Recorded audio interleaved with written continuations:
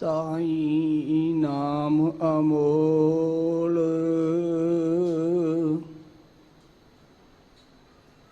ਕੀਮ ਨ ਕੋਈ ਜਾਣ ਦੋ।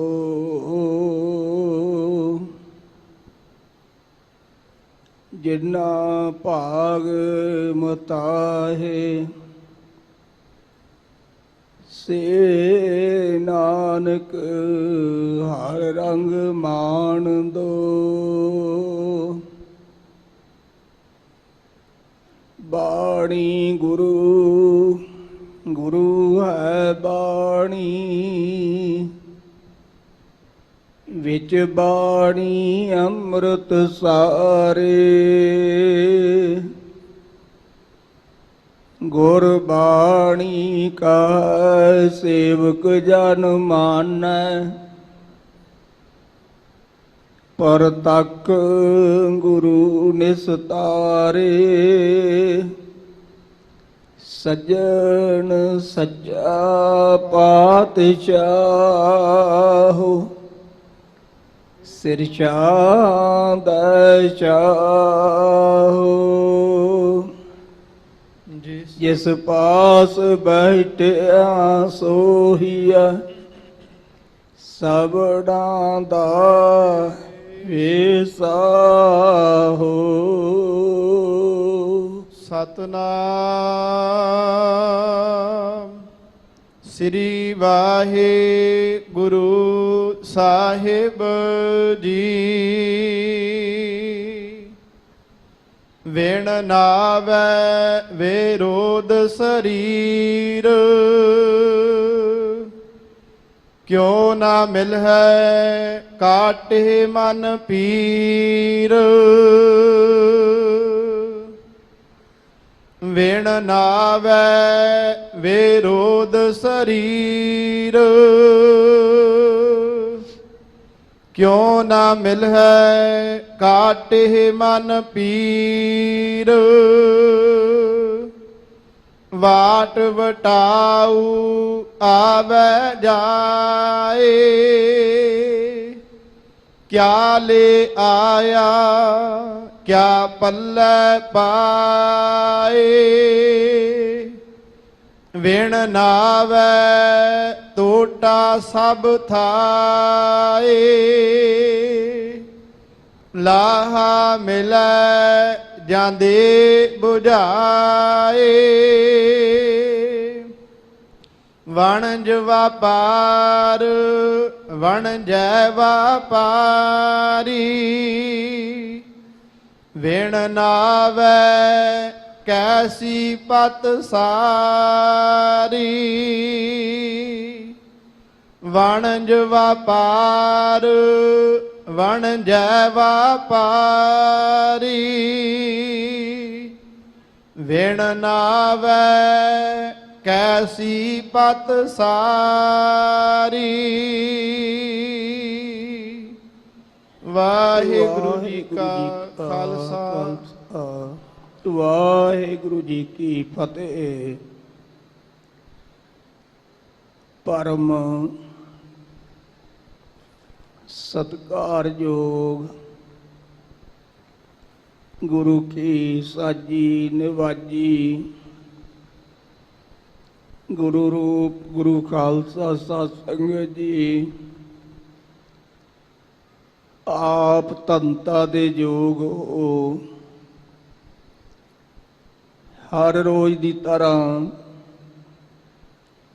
ਸੱਚਖੰਡ ਸ੍ਰੀ ਹਰਿਮੰਦਰ ਸਾਹਿਬ ਜੀ ਤੋਂ ਪ੍ਰਾਪਤ ਹੋਏ ਪਾਵਨ ਸ੍ਰੀ ਮੁਖ ਵਾਕ ਦੀ ਕਥਾ ਵਿਚਾਰ ਸਾਂਝੀ ਕਰਨ ਵਾਸਤੇ ਗੁਰਦੁਆਰਾ ਸ੍ਰੀ ਮੰਜੀ ਸਾਹਿਬ ਦੀਵਾਨ ਹਾਲ ਵਿਖੇ ਅਤੇ PTC ਦੇ ਮਾਧਿਅਮ ਰਾਹੀਂ ਦੇਸ਼ ਦੇ ਕੋਨੇ-ਕੋਨੇ ਅੰਦਰ ਵਿਦੇਸ਼ਾਂ ਵਿੱਚ ਤਥਾ ਘਰਾਂ ਵਿੱਚ ਸਤਿਗੁਰਾਂ ਦੀ ਪਾਵਨ ਹਾਜ਼ਰੀ ਵਿੱਚ ਜੁੜ ਬੈਠੇ ਹੋ। ਦੀਨ ਦੁਨੀਆ ਦੇ ਮਾਲਕ, ਜਗਤ ਜਲੰਦੇ ਦੇ ਰੱਖਿਅਕ, ਗਿਆਨ ਦੇ ਮਹਾਸਾਗਰ ਸਾਹਿਬ ਸ੍ਰੀ ਗੁਰੂ ਗ੍ਰੰਥ ਸਾਹਿਬ ਸੱਚੇ ਪਾਤਸ਼ਾਹ ਜੀ ਅੰਮ੍ਰਿਤ ਵੇਲੇ ਸੱਚਖੰਡ ਸ੍ਰੀ ਹਰਿਮੰਦਰ ਸਾਹਿਬ ਜੀ ਵਿਖੇ ਪ੍ਰਕਾਸ਼ਮਾਨ ਹੋ ਕੇ ਅੱਜ ਦਾ ਇਹ ਪਾਵਨ ਸ੍ਰੀ ਮੁਖਵਾਕ ਸਿੱਖ ਜਗਤ ਦੇ ਬਾਨੀ ਸਾਹਿਬ ਸ੍ਰੀ ਗੁਰੂ ਨਾਨਕ ਦੇਵ ਸੱਚੇ ਪਾਤਸ਼ਾਹ ਜੀ ਦੀ ਪਾਵਨ ਰਸਨਾ ਦੁਆਰਾ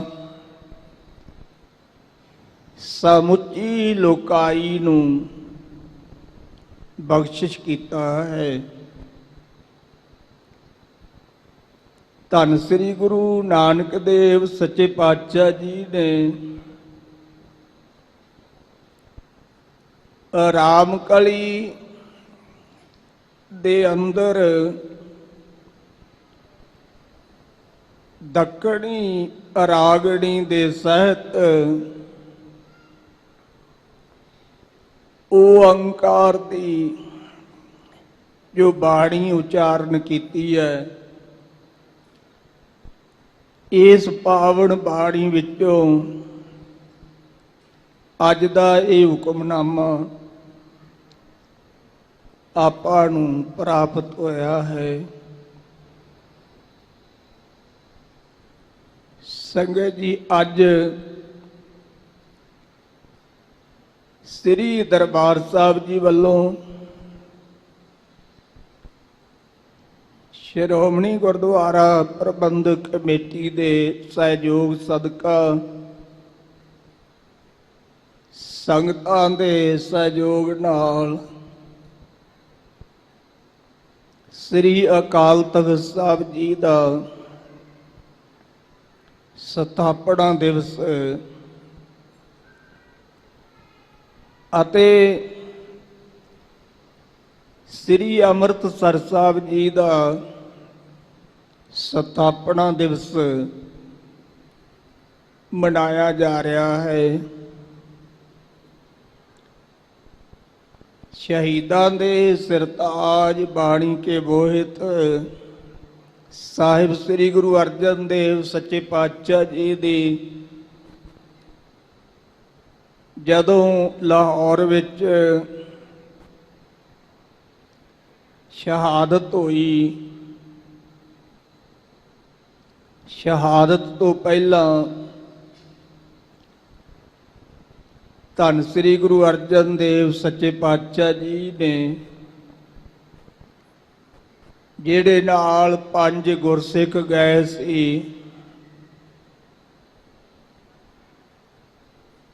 ਉਹਨਾਂ ਨੂੰ ਹੁਕਮ ਕੀਤਾ ਕਿ ਸਾਡੀ ਸ਼ਹਾਦਤ ਤੋਂ ਬਾਅਦ ਇਸ ਸਮੇਂ ਦੀ ਹਕੂਮਤ ਤੁਹਾਨੂੰ ਰਿਹਾ ਕਰੇਗੀ। ਤੁਸੀਂ ਸ੍ਰੀ ਅੰਮ੍ਰਿਤਸਰ ਸਾਹਿਬ ਪਹੁੰਚ ਕੇ ਤੇ ਗੁਰੂ ਹਰਗੋਬਿੰਦ ਸਾਹਿਬ ਸੱਚੇ ਪਾਤਸ਼ਾਹ ਜੀ ਨੂੰ ਸਾਡਾ ਇਹ ਹੁਕਮ ਪਹੁੰਚਾਉਣਾ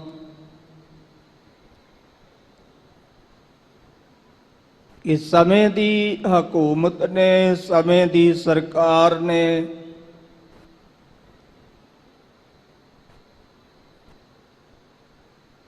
ਭਾਵੇਂ ਪਾਬੰਦੀ ਲਾ ਰੱਖੀ ਹੈ ਕਿ ਕੋਈ ਵੀ ਸ਼ਸਤਰ ਧਾਰਨ ਨਹੀਂ ਕਰ ਸਕਦਾ, ਕੋਈ ਥੜਾ ਨਹੀਂ ਬਣਾ ਸਕਦਾ, ਕੋਈ ਘੋੜੇ ਦੀ ਸਵਾਰੀ ਨਹੀਂ ਕਰ ਸਕਦਾ। ਔਰ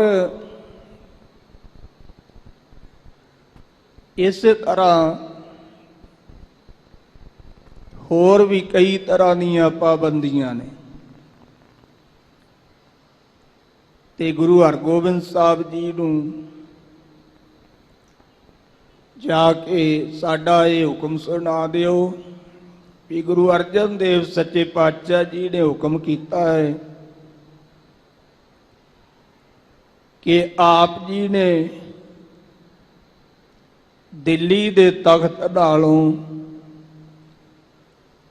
ਉੱਚਾ ਤਖਤ ਬਣਾਉਣਾ ਹੈ। ਤਖਤ ਤੇ ਸੁਭਾਏਮਾਨ ਹੋਣਾ ਹੈ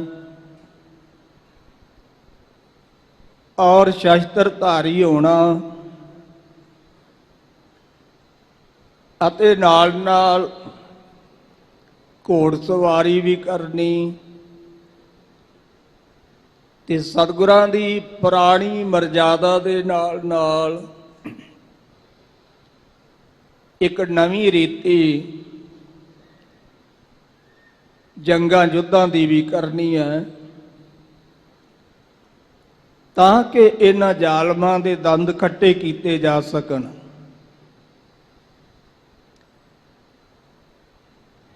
ਪੰਜੇ ਸਿੱਖ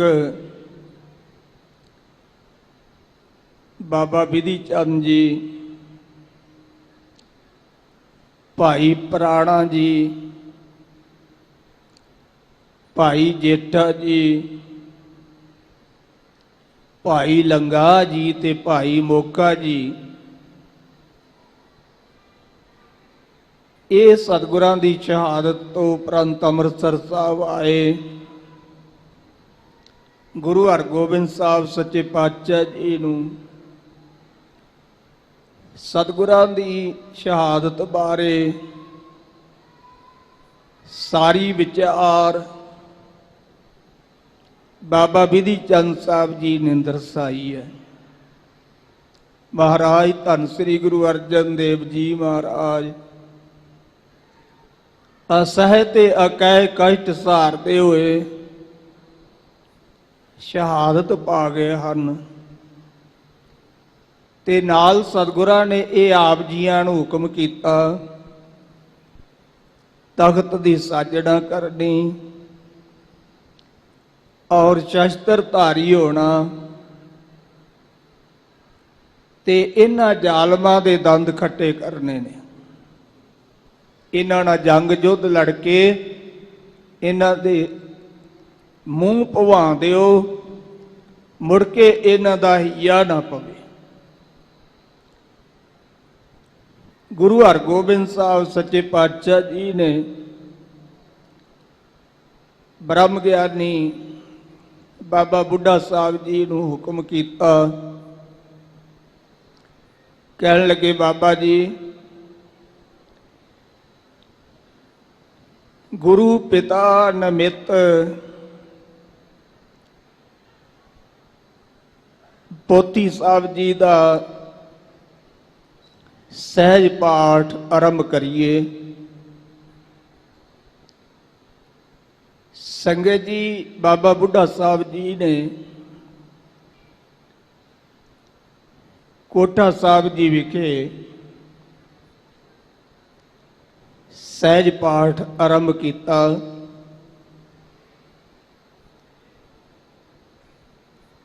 ਤੇ 13ਵੇਂ ਦਿਨ ਸਹਿਜ ਪਾਠ ਦਾ ਭੋਗ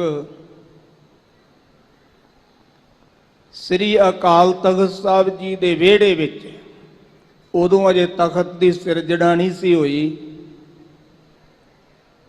ਬੇਅੰਤ ਸੰਗਤਾਂ ਦਾ ਠਾਠਾ ਮਾਰਦਾ ਸਮੁੰਦਰ, ਸੰਗਤਾਂ ਦੀ ਇਕੱਤਰਤਾ ਵਿੱਚ ਬਾਬਾ ਜੀ ਨੇ ਸਹਿਜ ਪਾਠ ਦਾ ਭੋਗ ਪਾਇਆ। ਮਸੰਦਾ ਨੇ ਸੇਲੀ ਟੋਪੀ ਅਤੇ ਮਾਲਾ ਹਾਜ਼ਰ ਕੀਤੀ ਤੇ ਗੁਰੂ ਹਰਗੋਬਿੰਦ ਸਾਹਿਬ ਸੱਚੇ ਪਾਤਸ਼ਾਹ ਜੀ ਨੇ ਕਿਹਾ, ਬਾਬਾ ਜੀ ਇਹ ਸੇਲੀ ਟੋਪੀ ਤੇ ਮਾਲਾ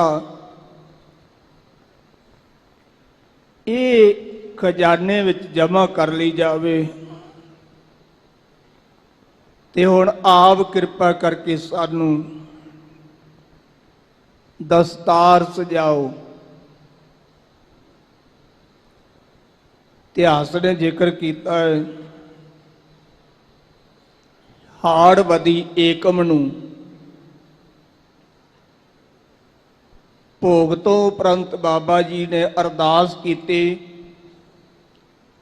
ਸਤਿਗੁਰਾਂ ਦਾ ਸ੍ਰੀ ਮੁਖ ਵਾਕ ਲਿਆ।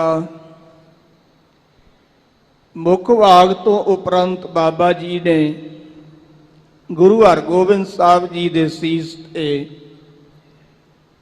ਆਪਣੇ ਪਾਵਨ ਕਰ ਕਮਲਾਂ ਨਾਲ ਸੰਗਤ ਜੀ ਦਸਤਾਰ ਸਜਾਈ ਹੈ। ਹੁਣ 2-3 ਦਿਨ ਲੰਘ ਗਏ ਤੇ ਦਿਨ ਆਇਆ ਹੈ ਹਾੜਵਦੀ ਪੰਚਮੀ ਦਾ।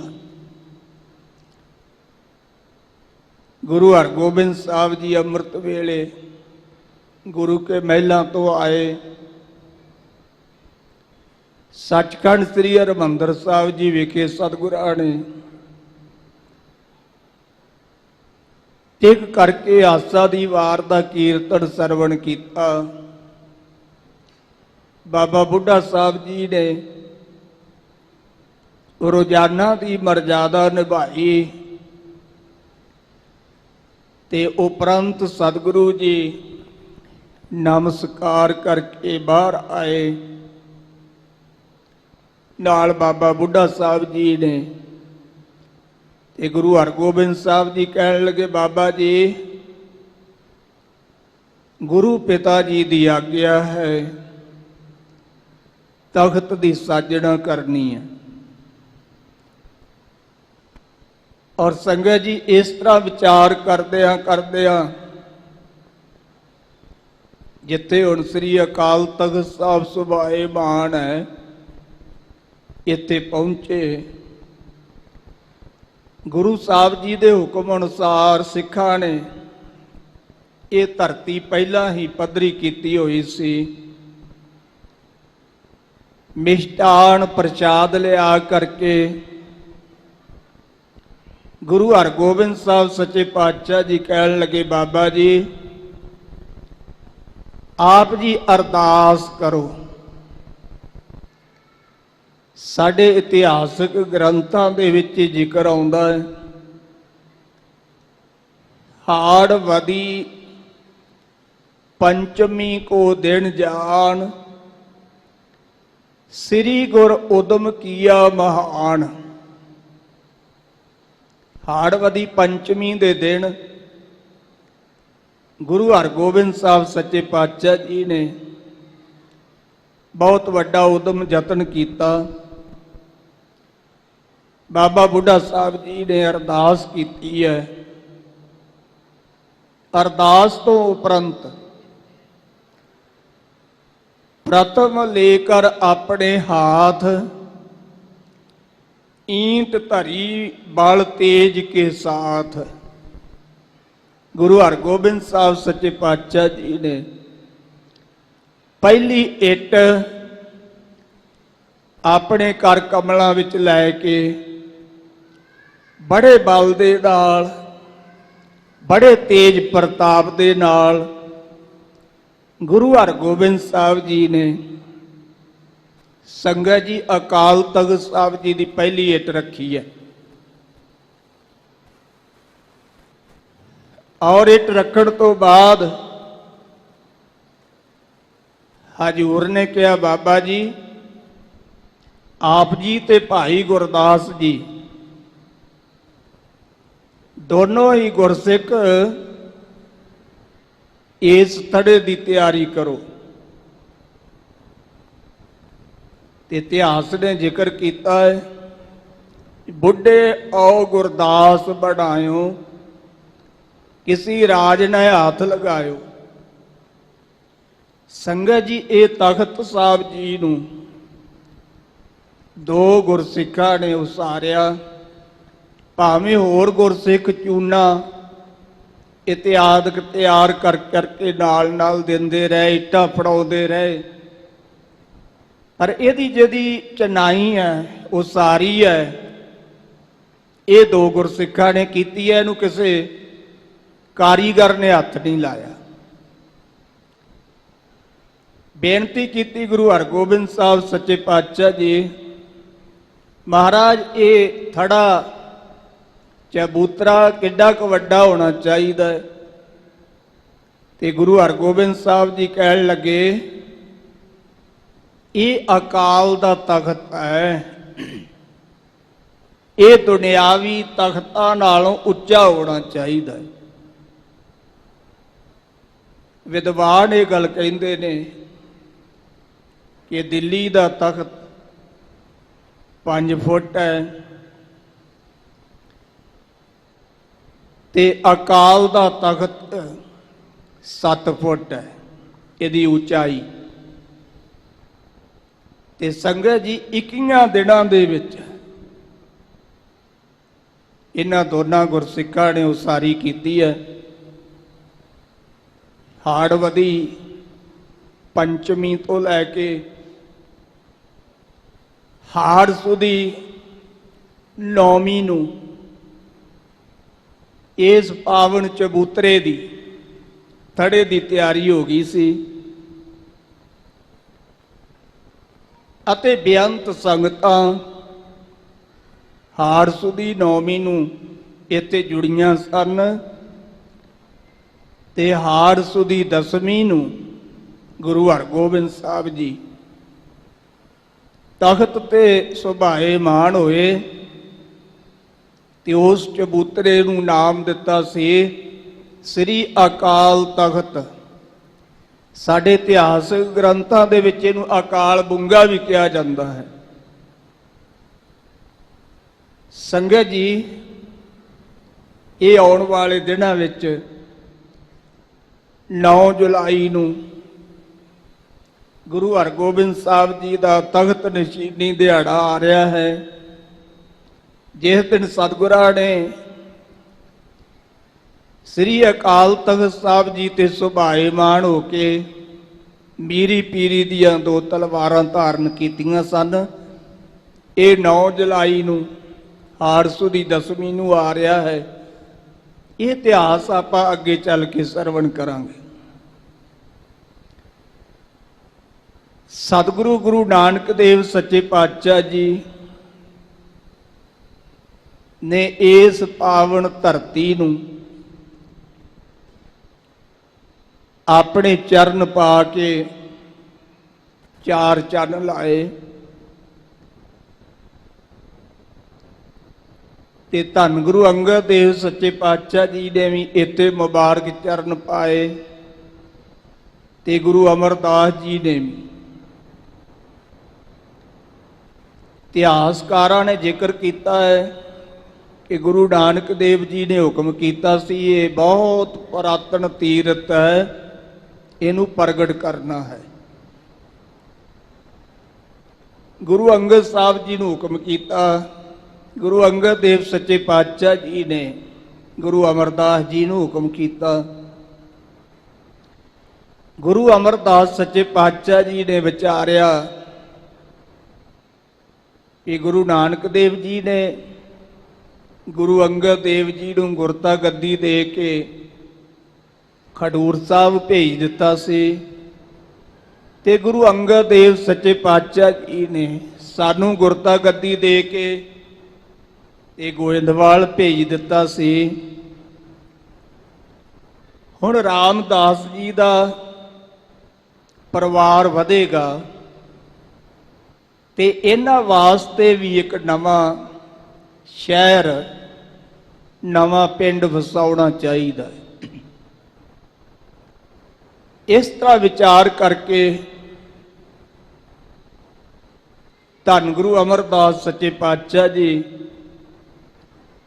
ਬਾਬਾ ਬੁੱਢਾ ਸਾਹਿਬ ਜੀ, ਧੰਨ ਗੁਰੂ ਰਾਮਦਾਸ ਜੀ ਅਤੇ ਹੋਰ ਗੁਰਸਿੱਖਾਂ ਨੂੰ ਨਾਲ ਲੈ ਕੇ ਸੰਗਤ ਜੀ ਇੱਥੇ ਪਹੁੰਚੇ ਨੇ। ਔਰ ਸ੍ਰੀ ਦਰਬਾਰ ਸਾਹਿਬ ਜੀ ਦੀ ਰਿਪੋਰਟ ਪੰਨਾ ਨੰਬਰ 3 ਦੇ ਉੱਤੇ ਅੰਕਿਤ ਹੈ ਕਿ ਗੁਰੂ ਅਮਰਦਾਸ ਸੱਚੇ ਪਾਤਸ਼ਾਹ ਜੀ ਨੇ ਆਪਣੇ ਕਰ ਕਮਲਾਂ ਨਾਲ 13 ਹਾੜ 1621 ਨੂੰ ਇਸ ਪਾਵਨ ਨਗਰ ਦੀ ਮੋਹੜੀ ਗੱਡੀ ਹੈ।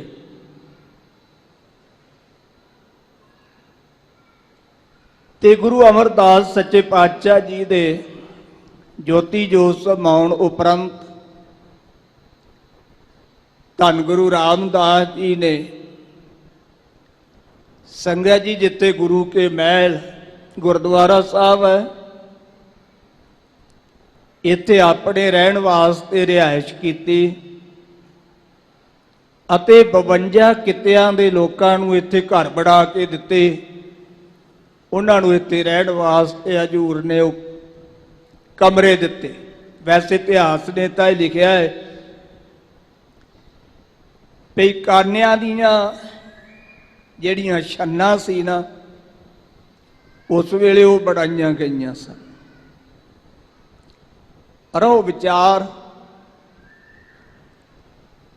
ਸਤਿਗੁਰੂ ਰਾਮਦਾਸ ਪਾਤਸ਼ਾਹ ਜੀ ਨੇ ਪਾਵਨ ਅੰਮ੍ਰਿਤ ਸਰੋਵਰ ਇਸ ਪਾਵਨ ਸਰੋਵਰ ਦੀ ਖੁਦਵਾਈ ਕਰਾਈ ਜਿਹਦੀ ਉਗਾਈ ਭਾਈ ਗੁਰਦਾਸ ਜੀ ਨੇ ਭਰੀ ਹੈ। ਬੈਠਾ ਸੋਢੀ ਪਾਤਸ਼ਾਹ ਰਾਮਦਾਸ ਸਤਿਗੁਰੂ ਕਹਾਵੇ ਪੂਰਨ ਤਾਲ ਘਟਾਇਆ ਅੰਮ੍ਰਿਤਸਰ ਵਿੱਚ ਜੋਤ ਜਗਾਵੇ। ਇਉਂ ਪ੍ਰਤੀਤ ਹੁੰਦਾ ਹੈ ਕਿ ਇਸ ਸ਼ਹਿਰ ਦਾ ਨਾਮ ਭਾਵੇਂ ਚੱਕ ਗੁਰੂ ਕਾ ਚੱਕ ਰਾਮਦਾਸਪੁਰ ਵੀ ਗੁਰਬਾਣੀ ਵਿੱਚ ਆਇਆ ਹੈ, ਪਰ ਹਜ਼ੂਰ ਗੁਰੂ ਅਮਰਦਾਸ ਸੱਚੇ ਪਾਤਸ਼ਾਹ ਜੀ ਨੇ ਸ਼ਹਿਰ ਦਾ ਨਾਮ ਰੱਖਿਆ ਸੀ ਅੰਮ੍ਰਿਤਸਰ। ਆਪਾਂ ਸ਼ਲੋਕ ਵਾਰਾਂ ਤੇ ਵਧੇਕ ਬਾਣੀ ਪੜ੍ਹਦੇ ਆ ਨਾ, ਉੱਥੇ ਸਤਿਗੁਰੂ ਗੁਰੂ ਨਾਨਕ ਦੇਵ ਜੀ ਨੇ ਉਚਾਰਨ ਕੀਤਾ ਲਾਹੌਰ ਸ਼ਹਿਰ ਜ਼ਹਿਰ ਕਹਿਰ ਸਵਾ ਪੈਰ। ਤੇ ਅੱਗੇ ਲਿਖਿਆ ਮਹੱਲਾ ਤੀਜਾ ਲਾਹੌਰ ਸ਼ਹਿਰ ਅੰਮ੍ਰਿਤਸਰ ਸਿਫਤੀ ਦਾ ਘਰ। ਇਹ ਗੁਰੂ ਅਮਰਦਾਸ ਸੱਚੇ ਪਾਤਸ਼ਾਹ ਜੀ ਦੀ ਰਸਨਾ ਤੋਂ ਉਚਾਰਨ ਕੀਤਾ ਹੋਇਆ ਹੈ। ਸੰਗਤ ਜੀ ਧੰਨ ਗੁਰੂ ਰਾਮਦਾਸ ਜੀ ਨੇ ਬਹੁਤ ਥੋੜੇ ਸਮੇਂ ਦੇ ਵਿੱਚ ਜਿੱਥੇ ਪੂਰਨ ਤਾਲ ਘਟਾਇਆ ਹਰਿਮੰਦਰ ਸਾਹਿਬ ਵਾਲੀ ਜਗ੍ਹਾ ਤੇ ਬੈਠ ਕਰਕੇ ਸੰਗਤਾਂ ਨੂੰ ਉਪਦੇਸ਼ ਦਿੱਤਾ। ਗੁਰੂ ਕੇ ਮਹਿਲਾਂ ਵਾਲੇ ਅਸਥਾਨ ਦੇ ਲਾਗੇ ਲਾਗੇ 52 ਕਿੱਤਿਆਂ ਦੇ ਲੋਕਾਂ ਨੂੰ ਵਸਾਇਆ ਤੇ ਸਤਿਗੁਰੂ ਪਾਤਸ਼ਾਹ ਜੀ ਨੇ ਇਹ ਪਾਵਨ ਨਗਰੀ ਵਸਾਈ ਹੈ। ਇਹ ਸ੍ਰੀ ਅਕਾਲ ਤਖਤ ਸਾਹਿਬ ਜੀ ਦੀ ਸਿਰਜਣਾ ਦਾ ਦਿਹਾੜਾ ਤੇ ਸ੍ਰੀ ਅੰਮ੍ਰਿਤਸਰ ਸਾਹਿਬ ਜੀ ਦੇ ਸਥਾਪਨਾ ਦਿਵਸ ਦੀਆਂ ਆਪ ਸੰਗਤਾਂ ਨੂੰ ਬਹੁਤ ਬਹੁਤ ਵਧਾਈਆਂ। ਸੰਗਤ ਜੀ ਇਤਿਹਾਸ ਅੰਮ੍ਰਿਤਸਰ ਸਾਹਿਬ ਜੀ ਦਾ ਬਹੁਤ ਲੰਬੇਰਾ ਹੈ, ਘੰਟਿਆਂ ਬੱਧੀ ਇਹਦੇ ਤੇ ਵਿਚਾਰ ਕਰੀ ਜਾਈਏ ਨਾ ਤੇ ਅੰਮ੍ਰਿਤਸਰ ਦਾ ਇਤਿਹਾਸ ਖਤਮ ਨਹੀਂ ਹੁੰਦਾ, ਪਰ ਸਮਾਂ ਇਜਾਜ਼ਤ ਨਹੀਂ ਦੇ ਰਿਹਾ। ਧੰਨ ਗੁਰੂ ਨਾਨਕ ਦੇਵ ਸੱਚੇ ਪਾਤਸ਼ਾਹ ਜੀ ਜਦੋਂ ਦੱਖਣ ਦੀ ਯਾਤਰਾ ਤੇ ਗਏ, ਜੀਆਂ ਨੂੰ ਜੀ ਦਾਨ ਦਿੰਦੇ ਹੋਏ, ਜੀਵਾਂ ਦਾ ਉਧਾਰ ਕਰਦੇ ਹੋਏ, ਸੰਗਤ ਜੀ ਦੱਖਣ ਦੇ ਵਿੱਚ ਨਰਮਦਾ ਨਦੀ ਦੇ ਕਿਨਾਰੇ ਤੇ ਇੱਕ ਓਅੰਕਾਰ ਨਾਮੇ ਮੰਦਿਰ ਹੈ। ਉਸ ਮੰਦਿਰ ਦੇ ਵਿੱਚ ਇੱਕ ਪਾਂਡਾ ਬੱਚਿਆਂ ਨੂੰ ਵਿਦਿਆ ਪੜ੍ਹਾ ਰਿਹਾ ਸੀ ਤੇ ਹਜ਼ੂਰ ਨੇ ਪੁੱਛਿਆ ਪੰਡਤ ਜੀ ਕੀ ਕਰਦੇ ਹੋ? ਕਹਿਣ ਲੱਗਾ ਮਹਾਰਾਜ ਬੱਚਿਆਂ ਨੂੰ ਵਿੱਦਿਆ ਪੜ੍ਹਾ ਰਿਹਾ ਹਾਂ। ਮਹਾਰਾਜ ਸਾਹਿਬ ਜੀ ਕਹਿਣ ਲੱਗੇ ਜਿਹੜੇ ਅੱਖਰ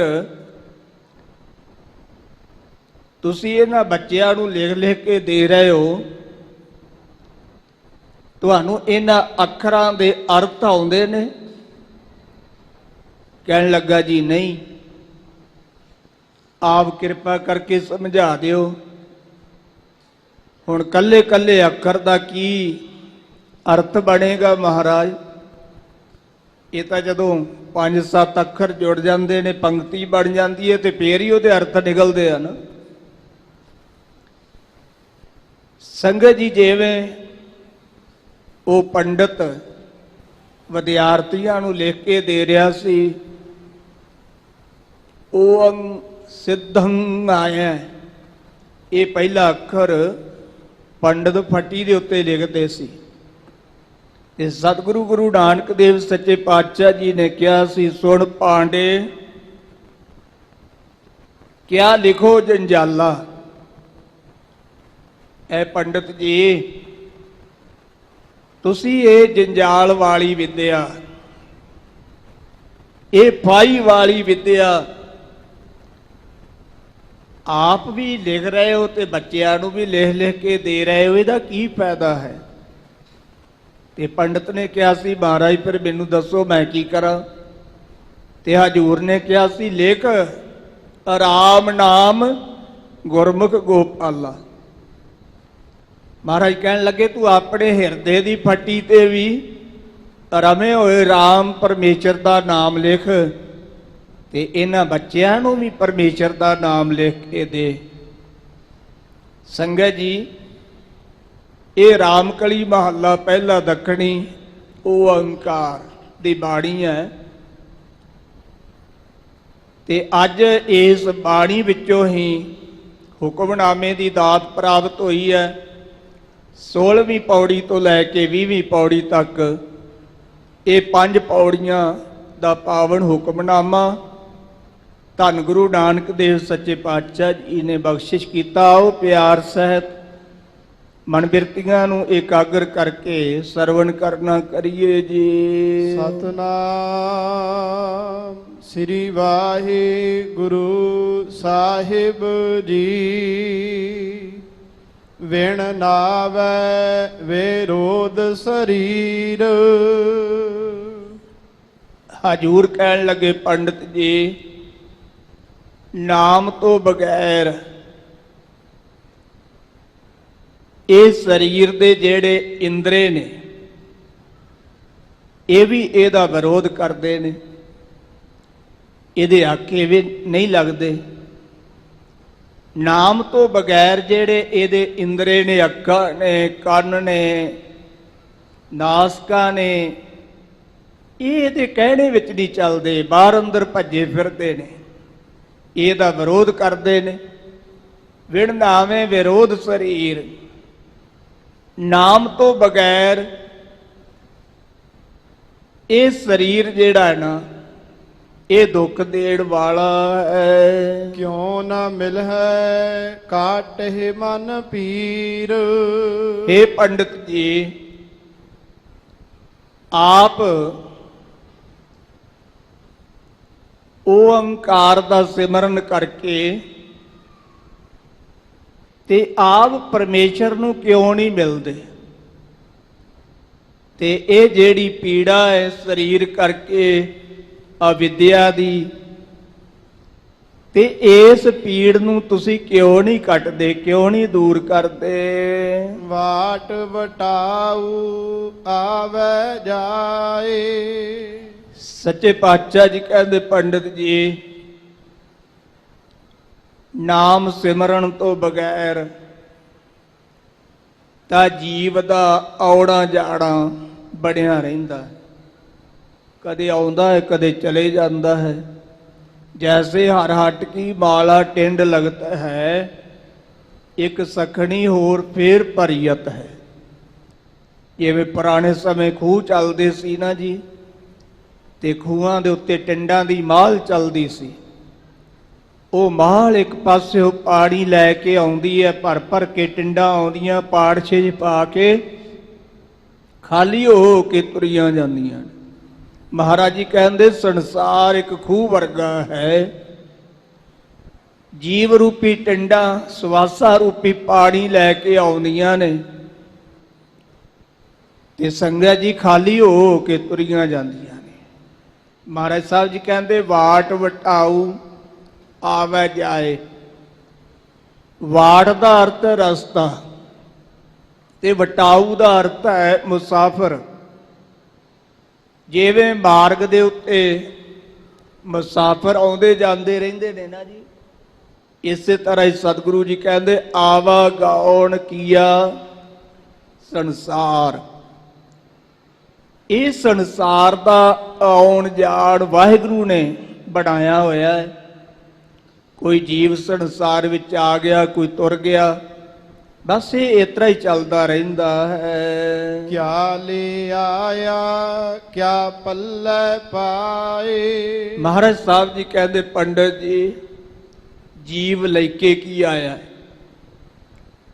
ਤੇ ਇਸ ਜੀਵ ਨੇ ਆਪਣੇ ਪੱਲੇ ਕੀ ਪਾਇਆ ਹੈ। ਸੰਗਤ ਜੀ ਵਿਦਵਾਨਾਂ ਦੀ ਵਿਚਾਰ ਹੈ ਕਿ ਜੀਵ ਕਰਮ ਲੈ ਕੇ ਆਉਂਦਾ ਹੈ ਤੇ ਕਰਮ ਹੀ ਲੈ ਕੇ ਜਾਂਦਾ ਹੈ।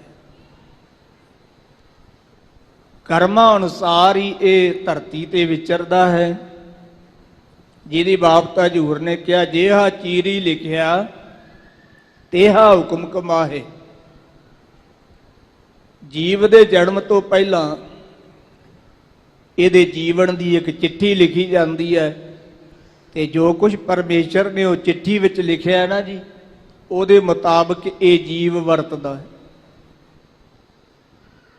ਵਾਸ਼ਨਾ ਬੱਧਾ ਆਵੇ ਜਾਏ ਜਾਵੇ। ਭਾਈ ਗੁਰਦਾਸ ਜੀ ਕਹਿੰਦੇ ਵਾਸ਼ਨਾ ਦਾ ਬੱਧਾ ਹੋਇਆ ਆਉਂਦਾ ਜਾਂਦਾ ਹੈ। ਵਾਸ਼ਨਾ ਜਿੰਨਾ ਚਿਰ ਨਹੀਂ ਮੁੱਕਦੀ ਸੰਗਤ ਜੀ ਉਹਨਾਂ ਚਿਰ ਜੀਵ ਦੀ ਮੁਕਤੀ ਨਹੀਂ।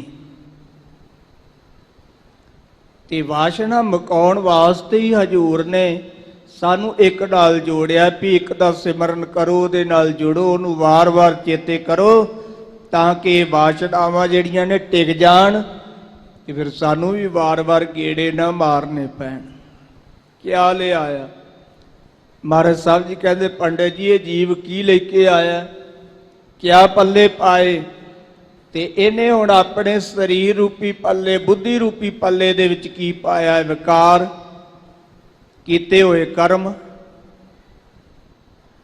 ਕਰਮ ਤਿੰਨ ਤਰ੍ਹਾਂ ਦੇ ਵਿਦਵਾਨਾਂ ਨੇ ਮੰਨੇ ਨੇ ਜੀ। ਕਿਰੇਮਾਨ ਕਰਮ, ਸੰਚਿਤ ਕਰਮ ਤੇ ਪਰਾਲਬਧ ਕਰਮ।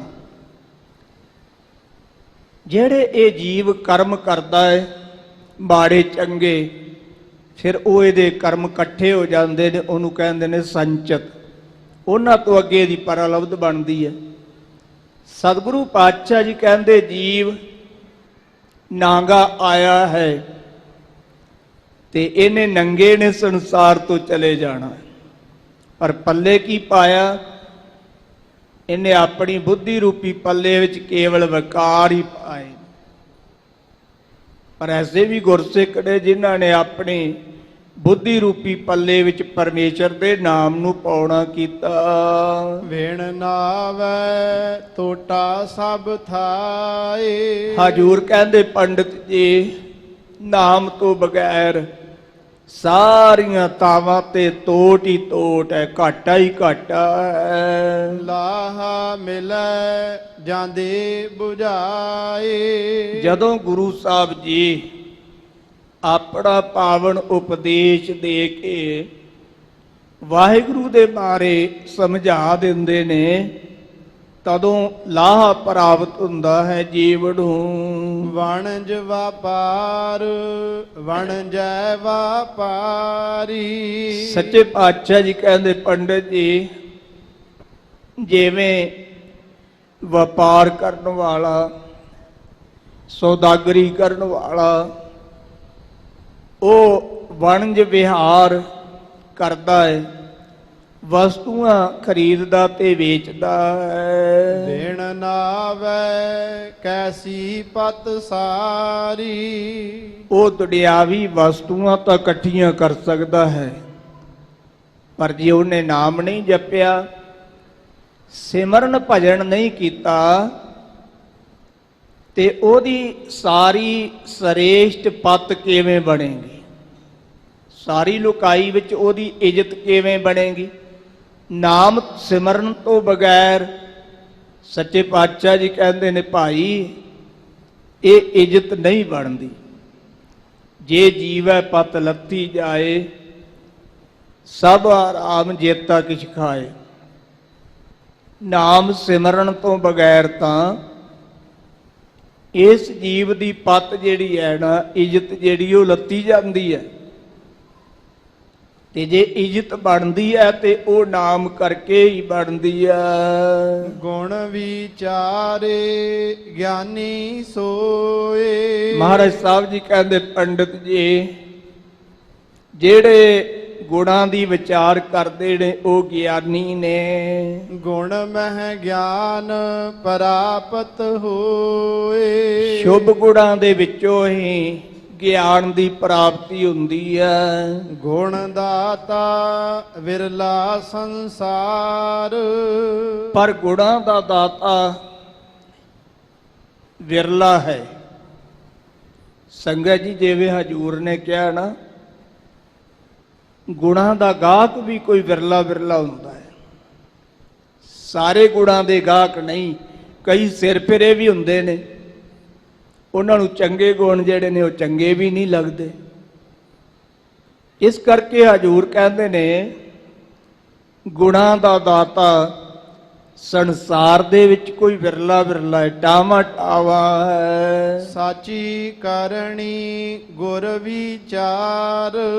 ਗੁਰੂ ਦੇ ਉਪਦੇਸ਼ ਦੀ ਵਿਚਾਰ ਕਰਨੀ, ਇਹੀ ਸੱਚੀ ਕਰਨੀ ਕਿਰਤ ਹੈ। ਅਗਮ ਅਗੋਚਰ ਕੀਮਤ ਨਹੀਂ ਪਾਏ। ਉਹ ਪਰਮੇਸ਼ਰ ਗਮਤਾ ਤੋਂ ਰਹਿਤ ਹੈ, ਇੰਦਰੀਆਂ ਦੇ ਵਿਸ਼ੇ ਤੋਂ ਰਹਿਤ ਹੈ, ਉਹਦੀ ਕੀਮਤ ਨਹੀਂ ਪਾਈ ਜਾ ਸਕਦੀ। ਤਾਂ ਮਿਲੀਐ ਜਾਂ ਲਏ ਮਿਲਾਏ। ਹਜੂਰ ਕਹਿੰਦੇ, ਪੰਡਿਤ ਜੀ ਉਹਦੇ ਨਾਲ ਤਾਂ ਹੀ ਮਿਲਿਆ ਜਾ ਸਕਦਾ ਜੇ ਉਹ ਆਪ ਕਿਰਪਾ ਕਰਕੇ ਆਪਣੇ ਨਾਲ ਮਿਲਾ ਲਵੇ। ਗੁਣਵੰਤੀ ਗੁਣ ਸਾਰੇ ਨੀਤ।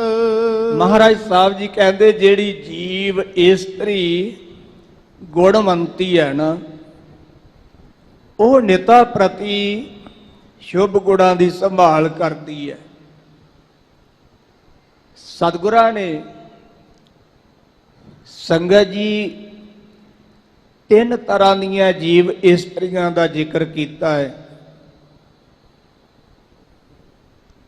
ਸੂਹੀ ਰਾਗ ਦੇ ਅੰਦਰ ਕੁਚੱਜੀ, ਸੁਚੱਜੀ ਤੇ ਗੁਣਵੰਤੀ,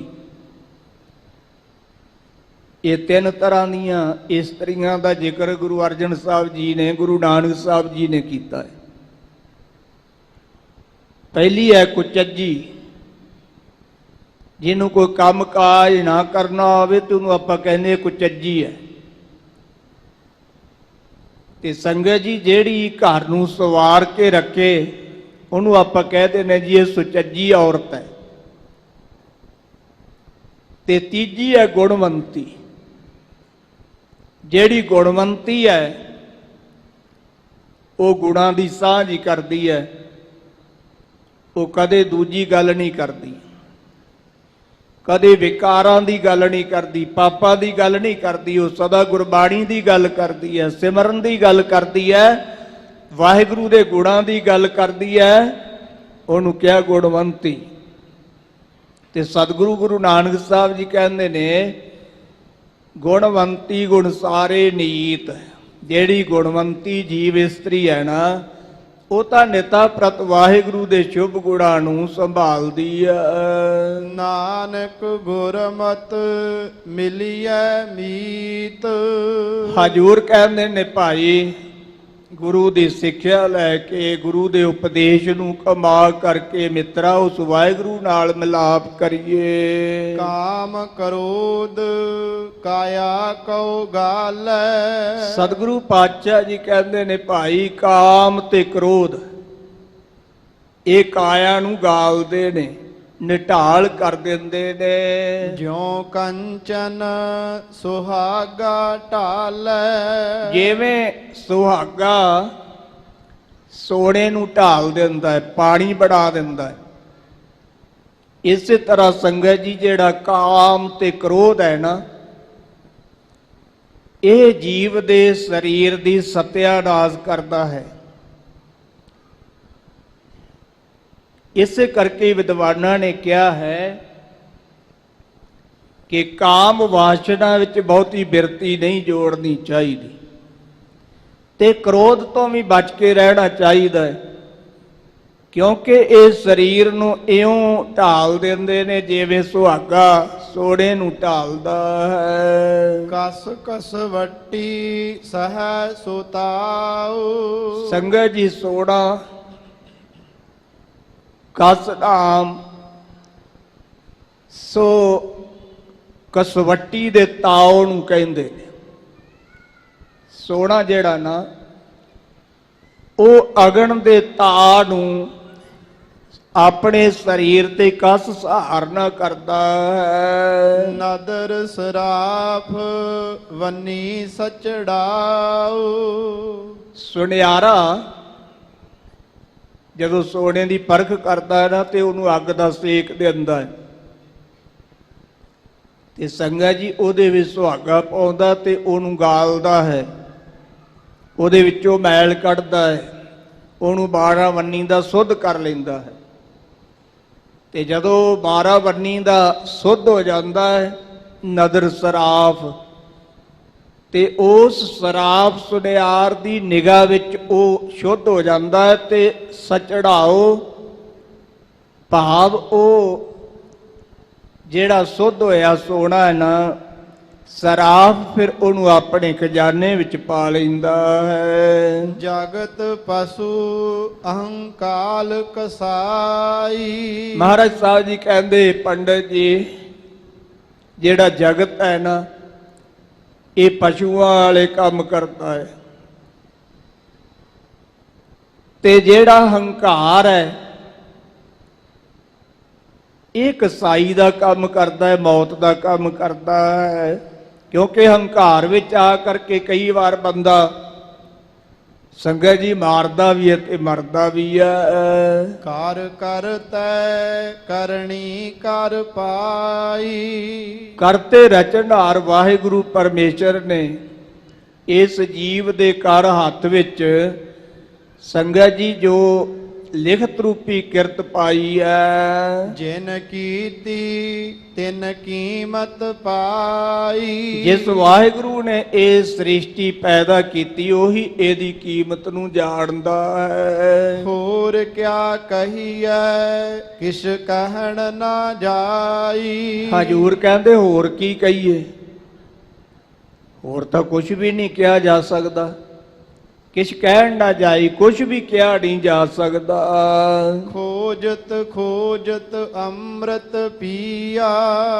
ਗੁਰੂ ਸ਼ਬਦ ਨਾਲ ਜੁੜ ਕਰਕੇ ਜਦੋਂ ਆਪਾ ਭਾਵ ਦੀ ਖੋਜ ਕੀਤੀ, ਅੰਦਰ ਦੀ ਖੋਜ ਕੀਤੀ, ਖੋਜ ਕਰਦਿਆਂ ਕਰਦਿਆਂ ਸੰਗਤ ਜੀ ਅੰਦਰੋਂ ਸਾਨੂੰ ਅੰਮ੍ਰਿਤ ਦੀ ਦਾਤ ਪ੍ਰਾਪਤ ਹੋਈ ਹੈ। ਹਜੂਰ ਨੇ ਵੀ ਗੁਰਬਾਣੀ ਵਿੱਚ ਜ਼ਿਕਰ ਕੀਤਾ, ਸਤਿਗੁਰੂ ਜੀ ਕਹਿੰਦੇ ਇਸ ਦੇਹੀ ਵਿੱਚ ਅੰਮ੍ਰਿਤ ਵੀ ਹੈ, ਪਰ ਉਸ ਅੰਮ੍ਰਿਤ ਦੇ ਕੁੰਡ ਤੋਂ ਪਹਿਲਾਂ ਕਈ ਵਿਕਾਰਾਂ ਦੇ ਮਿੱਠੇ ਕੁੰਡ ਵੀ ਨੇ। ਅੰਮ੍ਰਿਤ ਦਾ ਖੂਹਟਾ ਵੀ ਭਰਿਆ ਹੋਇਆ ਹੈ,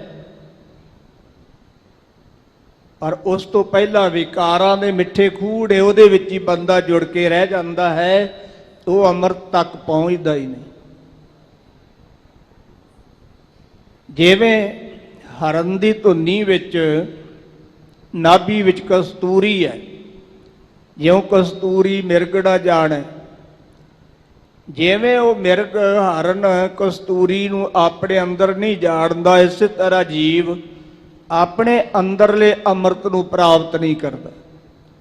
ਤੇ ਅੰਦਰਲੇ ਅੰਮ੍ਰਿਤ ਨੂੰ ਪ੍ਰਾਪਤ ਕਰਨ ਵਾਸਤੇ ਪੰਜਾਂ ਪਿਆਰਿਆਂ ਤੋਂ ਅੰਮ੍ਰਿਤ ਦੀ ਦਾਤ ਪ੍ਰਾਪਤ ਕਰਨੀ ਪਵੇਗੀ। ਜਦੋਂ ਆਪਾਂ ਬੋਰ ਕਰਦੇ ਆ ਨਾ, ਬੋਰ ਕਰਕੇ ਫਿਰ ਉਹਦੇ ਵਿੱਚ ਪਾਈਪ ਵਗਾਉਣੇ ਆ, ਫਿਰ ਉਹਦੇ ਉੱਤੇ ਮਸ਼ੀਨ ਫਿੱਟ ਕਰਦੇ ਆ, ਤੇ ਸੰਗਤ ਜੀ ਫਿਰ ਉਹਦੇ ਵਿੱਚ ਪਹਿਲਾਂ ਬਾਹਰੋਂ ਪਾਣੀ ਪਾਉਣਾ ਪੈਂਦਾ, ਬਾਹਰੋਂ ਪਾਣੀ ਪਾ ਕੇ ਬੋਕੀਆਂ ਮਾਰਨੀਆਂ ਪੈਂਦੀਆਂ, ਤੇ ਫਿਰ ਉਹ ਧਰਤੀ ਵਿਚਲਾ ਪਾਣੀ ਪ੍ਰਾਪਤ ਹੁੰਦਾ।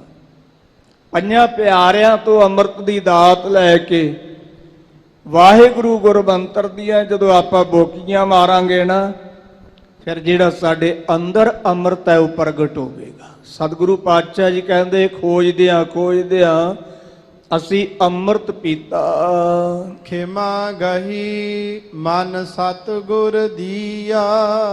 ਹਜੂਰ ਕਹਿੰਦੇ ਨੇ ਮਨ ਸਤਿਗੁਰੂ ਨੂੰ ਦੇ ਦਿੱਤਾ ਹੈ ਤੇ ਖਿਮਾ ਗ੍ਰਹਿਣ ਕਰ ਲਈ। ਖਰਾ ਖਰਾ ਆਖੈ ਸਭ ਕੋਏ। ਇਸ ਕਰਕੇ ਸਭ ਕੋਈ ਹੁਣ ਸਾਨੂੰ ਚੰਗਾ ਚੰਗਾ ਆਖਦਾ। ਖਰਾ ਰਤਨ ਜੁਗ ਚਾਰੇ ਹੋਏ। ਅਕਾਲ ਪੁਰਖ ਵਾਹਿਗੁਰੂ ਖਰਾ ਰਤਨ ਹੈ। ਸੰਗਤ ਜੀ ਗੁਰੂ ਦਾ ਸ਼ਬਦ ਵੀ ਖਰਾ ਰਤਨ ਹੈ। ਇਸ ਕਰਕੇ ਹਜੂਰ ਕਹਿੰਦੇ ਯੁਗ ਚਾਰੇ ਹੋਏ, ਇਹ ਚੌਹਾਂ ਯੁੱਗਾਂ ਦੇ ਵਿੱਚ ਹੀ ਰਹਿਣ ਵਾਲਾ। ਖਾਤ ਪੀਅੰਤ ਮੂਏ ਨਹੀਂ ਜਾਣਿਆ। ਸਤਿਗੁਰੂ ਪਾਤਸ਼ਾਹ ਜੀ ਕਹਿੰਦੇ ਨੇ ਜੀਵ ਖਾਂਦਾ ਪੀਂਦਾ ਮਰ ਗਿਆ। ਇਹ ਜੀਵ ਖਾਂਦਾ ਪੀਂਦਾ ਮਰ ਗਿਆ ਤੇ ਨਹੀਂ ਜਾਣਿਆ, ਇਹਨੇ ਪਰਮੇਸ਼ਰ ਨੂੰ ਨਹੀਂ ਜਾਣਿਆ। ਇਹਨੇ ਚਾਰ ਗੱਲਾਂ ਚੇਤੇ ਰੱਖੀਆਂ, ਖਾਣਾ ਪੀਣਾ ਹੱਸਣਾ ਸੌਣਾ, ਤੇ ਜਿਹੜੀ ਪੰਜਵੀਂ ਗੱਲ ਸੀ ਨਾ ਉਹ ਇਹਨੂੰ ਵਿਸਰ ਗਈ। ਵਿਸਰ ਗਿਆ ਹੈ ਮਰਨਾ। ਸੰਗਤ ਜੀ ਮੌਤ ਜਿਹੜੀ ਸੀ ਉਹ ਇਹਨੂੰ ਵਿਸਰ ਗਈ, ਭੁੱਲ ਗਈ। ਹੁਣ ਸਤਿਗੁਰੂ ਜੀ ਕਹਿੰਦੇ ਜੀਵ ਖਾਂਦਾ ਪੀਂਦਾ ਮਰ ਗਿਆ ਹੈ, ਇਹਨੇ ਪਰਮੇਸ਼ਰ ਨੂੰ ਨਹੀਂ ਜਾਣਿਆ। ਖਿਨ ਮਹਿ ਮੂਏ ਜਾਂ ਸ਼ਬਦ ਪਛਾਨਿਆ। ਜਿਨ੍ਹਾਂ ਨੇ ਗੁਰੂ ਦੇ ਉਪਦੇਸ਼ ਨੂੰ ਪਛਾਣ ਲਿਆ, ਗੁਰੂ ਦੇ ਉਪਦੇਸ਼ ਦੀ ਕਮਾਈ ਕੀਤੀ, ਉਹ ਖਿਨ ਵਿੱਚ ਹੀ ਆਪਾ ਭਾਵ ਵੱਲੋਂ ਮਰ ਗਏ। ਅਸਥਿਰ ਚੀਤ ਮਰਨ ਮਨ ਮਾਨਿਆ। ਸੱਚੇ ਪਾਤਸ਼ਾਹ ਜੀ ਕਹਿੰਦੇ ਨੇ ਜਿਨ੍ਹਾਂ ਦਾ ਚਿੱਤ ਸਥਿਰ ਹੋ ਗਿਆ ਹੈ, ਮਨ ਹੁਣ ਡੋਲਦਾ ਨਹੀਂ, ਮਨ ਭੱਜਦਾ ਨਹੀਂ, ਉਹਨਾਂ ਦਾ ਮਨ ਜਿਹੜਾ ਨਾ ਜੀ ਉਹ ਮਰਨ ਵਾਸਤੇ ਤਿਆਰ ਹੋ ਗਿਆ। ਭਾਵ ਉਹ ਹੰਗਤਾ ਮਮਤਾ ਨੂੰ ਤਿਆਗਣ ਵਾਸਤੇ ਤਿਆਰ ਨੇ। ਗੁਰ ਕਿਰਪਾ ਤੇ ਨਾਮ ਪਛਾਨਿਆ। ਗੁਰੂ ਦੀ ਕਿਰਪਾ ਦੁਆਰਾ ਉਹਨਾਂ ਨੇ ਪਰਮੇਸ਼ਰ ਦੇ ਨਾਮ ਨੂੰ ਪਛਾਣ ਲਿਆ। ਗਗਨ ਗੰਭੀਰ ਗਗਨੰਤਰ ਵਾਸ। ਗਗਨ ਦਾ ਅਰਥ ਹੈ ਆਕਾਸ਼ ਤੇ ਗੰਭੀਰ ਦਾ ਅਰਥ ਹੈ ਡੂੰਘਾ। ਗਗਨੰਤਰ ਵਾਸ ਦਾ ਅਰਥ ਹੈ ਗਗਨ ਦੇ ਅੰਤਰ ਵਾਸ ਰੱਖਦਾ ਹੈ।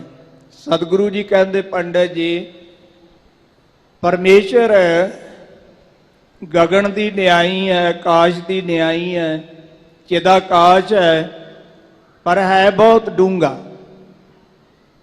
ਅਤੇ ਗਗਨੰਤਰ ਵਾਸ, ਉਹਦਾ ਗਗਨ ਦੇ ਅੰਤਰ ਵਿੱਚ ਵੀ ਨਿਵਾਸ ਹੈ। ਗੁਣ ਗਾਵੇ ਸੁਖ ਸਹਿਜ ਨਿਵਾਸ। ਤੇ ਜਿਹੜਾ ਜੀਵ ਉਹਦੇ ਗੁਣ ਗਾਉਂਦਾ ਹੈ, ਸਤਿਗੁਰੂ ਜੀ ਕਹਿੰਦੇ ਸੁੱਤੇ ਸਿੱਧੀ ਉਹਦਾ ਸੁਖਾਂ ਵਿੱਚ ਨਿਵਾਸ ਹੁੰਦਾ। ਗਿਆ ਨਾ ਆਵੇ ਆਏ ਨਾ ਜਾਏ। ਗਿਆ ਨਾ ਆਵੇ। ਸੰਗਤ ਜੀ ਫਿਰ ਉਹਨਾਂ ਦੇ ਵਿੱਚੋਂ ਅਗਿਆਨਤਾ, ਇਸੇ ਤਰ੍ਹਾਂ ਹੰਕਾਰ ਚਲੇ ਗਿਆ, ਪਰ ਉਹ ਗਿਆ ਹੋਇਆ ਹੰਕਾਰ ਫਿਰ ਵਾਪਸ ਨਹੀਂ ਪਰਤਦਾ। ਅਗਿਆਨਤਾ ਜਿਹੜੀ ਹੈ ਨਾ ਉਹ ਵਾਪਸ ਨਹੀਂ ਆਉਂਦੀ, ਆਵੇ ਆਏ ਨਾ ਜਾਏ। ਤੇ ਜਿਹੜਾ ਗਿਆਨ ਅੰਦਰ ਆ ਗਿਆ ਸੀ, ਸਤਿਗੁਰੂ ਪਾਤਸ਼ਾਹ ਜੀ ਕਹਿੰਦੇ ਫਿਰ ਉਹ ਗਿਆਨ ਜਾਂਦਾ ਨਹੀਂ। ਅਗਿਆਨਤਾ ਚਲੇ ਗਈ ਤੇ ਉਹ ਆਉਂਦੀ ਨਹੀਂ, ਗਿਆਨ ਆਇਆ ਤੇ ਜਾਂਦਾ ਨਹੀਂ। ਗੁਰ ਪ੍ਰਸਾਦ ਰਹਿ ਲਿਵ ਲਾਏ। ਜਿਹੜੇ ਗੁਰੂ ਦੀ ਕਿਰਪਾ ਨਾਲ ਆਪਣੀ ਲਿਵ ਬਿਰਤੀ ਵਾਹਿਗੁਰੂ ਨਾਲ ਜੋੜ ਕੇ ਰੱਖਦੇ ਨੇ ਸੰਗਤ ਜੀ, ਉਹਨਾਂ ਵਿੱਚੋਂ ਅਗਿਆਨਤਾ ਚਲੇ ਜਾਂਦੀ ਹੈ।